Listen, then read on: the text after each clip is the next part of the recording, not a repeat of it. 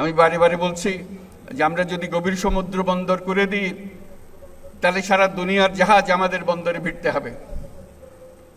আমাদের পণ্য সিঙ্গাপুরে খালাস করে দিয়ে চলে যেতে হবে না, অন্য দেশের পণ্য সিঙ্গাপুরে খালাস করে দিয়ে যেতে হবে না, আমার দুয়ার পর্যন্ত নিয়ে আসতে হবে পারবে। এবং অন্যান্য দেশের যারা সুযোগ দিতে পারবে না তাদের পণ্য এখানে দিয়ে যাবে, আমাদের এখান থেকে তারা নিয়ে যাবে। কাজে একটা বিরাট সুযোগ। আর বঙ্গোপসাগরে মাছেরও তো একটা বিষয় আছে। অন্য দেশের মাঝিরা এসে, আমাদের মৎস্যজীবীরা আছে, এসে আমাদের পানি থেকে তারা মাছ শিকার করে নিয়ে যায়। আমরা হাত করে তাকিয়ে থাকি, কিছু করতে পারি না।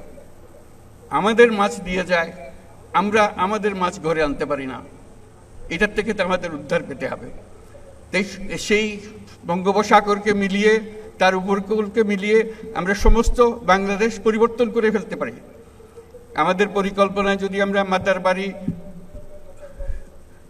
কক্সবাজার সবকিছু মিলিয়ে, মহেশখালী সবকিছু মিলিয়ে আমরা যদি একযোগে বন্দর উন্নত করি তাহলে পুরো এলাকা নতুন সিঙ্গাপুরে পরিণত হবে। এটা নির্ঘাত, এটার থেকে কেউ বাইরে যেতে পারবে না।